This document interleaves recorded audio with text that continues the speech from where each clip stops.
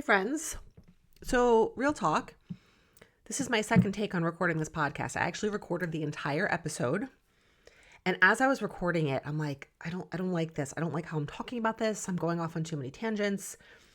And so I finished it and I went to take Joey for a walk and I was really thinking about it. I'm like, I just don't have a good feeling about this episode. I'm going to go back and re-record it. I've done that a handful of times, barely at all. But to walk away from recording an episode and just knowing that it's not right. So I'm back here. I'm doing it again. I'm going to keep it shorter. I'm going to keep it tighter. I made more detailed notes. I kind of decided on the topic last minute, and I think it's actually a really great topic, but I don't think I was as prepared as I could have been. So I'm taking a do-over.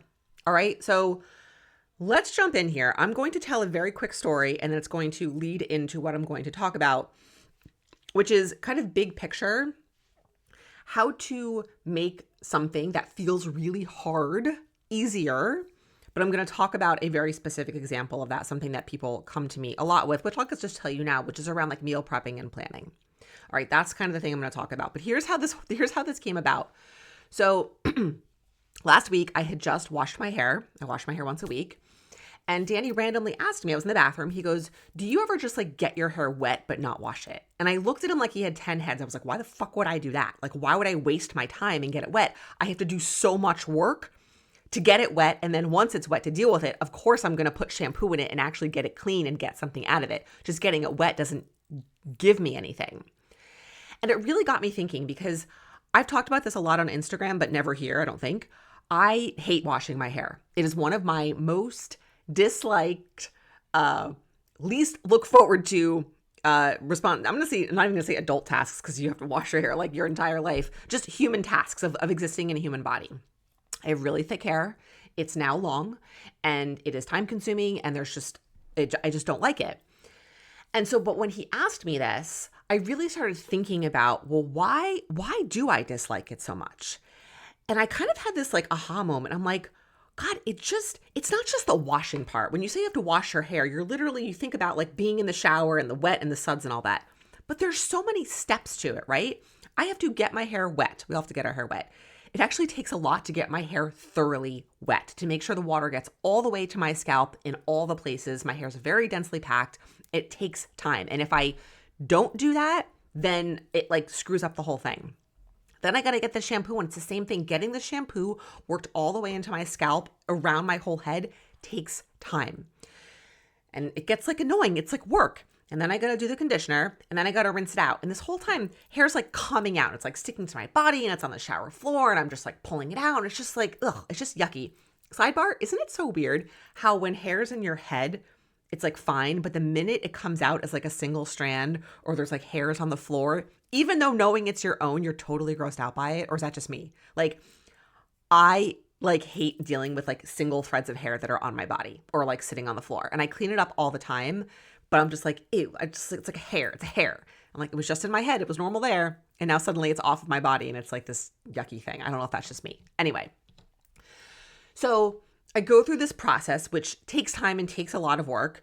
I put my hair up in the towel, and then I have to leave it there, right? So now I'm adding more time to this process. My hair's just sitting up here, but it's like sucking up time. Then I have to brush it. And now that it's long, brushing it takes time to really get through all the layers. Again, I have really thick hair, so stuff just takes more time, just like is what it is. Then I got to put product in it, and more hair comes out. So there's hair all over the floor. There's hair on my hands. I'm like cleaning up hair as I'm doing this. I'm cleaning up the hair out of the shower, and then it's wet. Then it has to dry. Forget even blow drying it. I'm not even going to go down that road. That adds a whole other layer. And then it has to dry, and I have to try and make it look decent. My hair actually looks terrible when it's freshly clean. It looks the best when it's like dirty to very dirty. So I think about all, and I'm like, wow, this makes a lot of sense. It's not just the washing of the hair. It's all these steps. It's dealing with the hair. It's cleaning up the hair. It's brushing the hair. It's like it's just annoying. And it got me thinking about meal prep. I already talked about this. It got me thinking about meal prep because that is a thing that's probably one of the most common challenges that I hear from people, whether it's a client or it's someone that messages me or if it's a friend or a family member. It's about meal prepping or having food around in the house readily available to eat, right? Whatever level of prep that ends up meaning for you. It's something that so many of us struggle with. We don't like it. It's hard to find the time, so many reasons.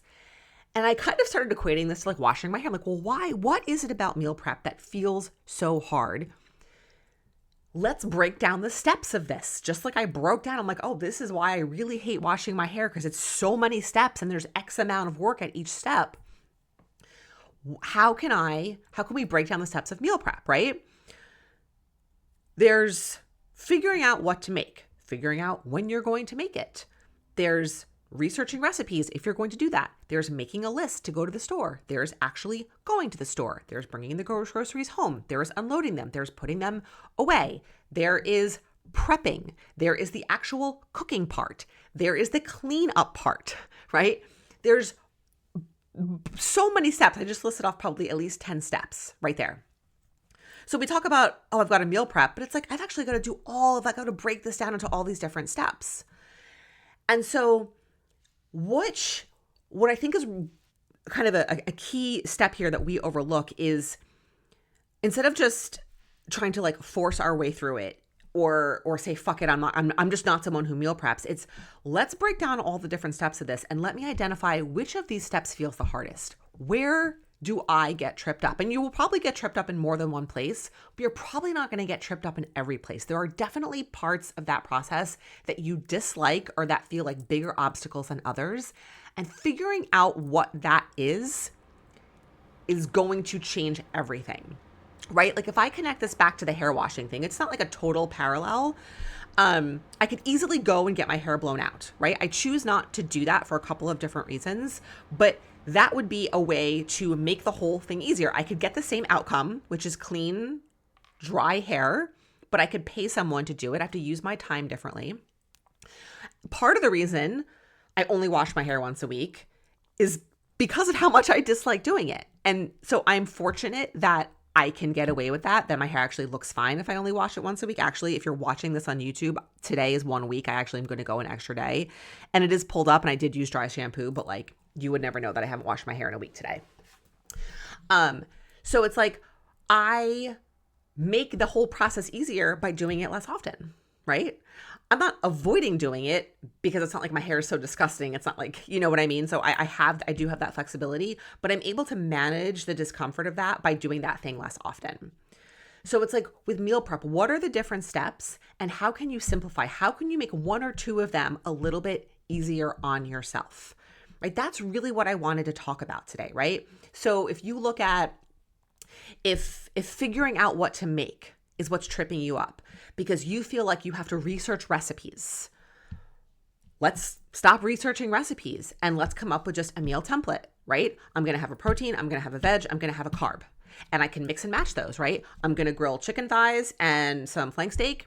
I'm going to roast a whole bunch of peppers and onions and broccoli in the oven, and I'm going to make rice and I'm going to roast potatoes, right? No recipes. The recipe is olive oil, salt, pepper, garlic on all of those things pretty much. And then I'm going to mix and match. No recipes needed. If you're someone who likes recipes, cool. Then maybe instead of waiting to find the recipes you're going to make until the moment that you want to meal prep, you sit down once a month and look up 5 new recipes. And then those are the recipes you make for the next 4, 6, 8, 10 weeks. But you have them already all figured out, right? If the cleanup is the part that you hate the most, how can you get some support with that? Or what are there disposable products that you can use to make things easier, to use less items? It's not like I'm not going to sit here and come up with all these solutions kind of on the spot, but the idea is to break down. And if meal prep is not a thing for you, that's fine. What is the thing that's feeling really hard for you? And instead of just looking at it as this big kind of lump sum thing, break that thing down into its component parts, into all the steps that have to happen to make that big thing happen. And then figure out, what are my 1 to 3 biggest obstacles? What do I struggle with the most? And what can I do to make 1 to 3 of those things a little bit easier? More convenient, less time consuming, basically you can look at your resources of time, energy, and attention. How can I reduce the time, energy, and attention needed to do those things, right? And that might require a trade-off of time somewhere else. It might require a trade-off of money somewhere else. It might require a trade-off of energy from somewhere else because we have to source these things from other places.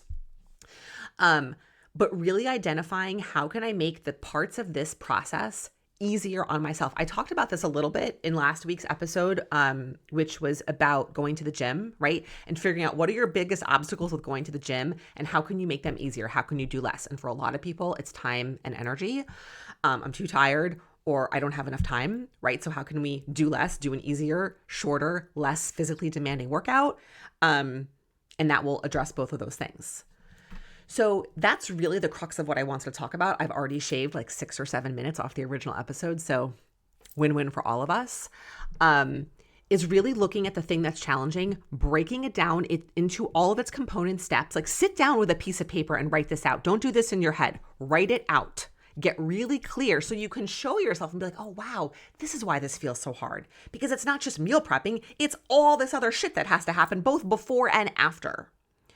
And then figure out what are the 1 to 3 biggest challenges and how can I make those easier for myself? What can I do? Which again is going to be looking at the time, energy, and attention that you are putting into those. How can I make some shifts to reallocate and probably use less time, energy, and attention, right? And there's many different ways to do that. It's like ultimately what part of what we're doing in coaching. But this is something that you can potentially work through on your own is really identifying kind of these steps and walking through this. So that's what I got. This version is so much better, guys. Yes. I'll be back next week.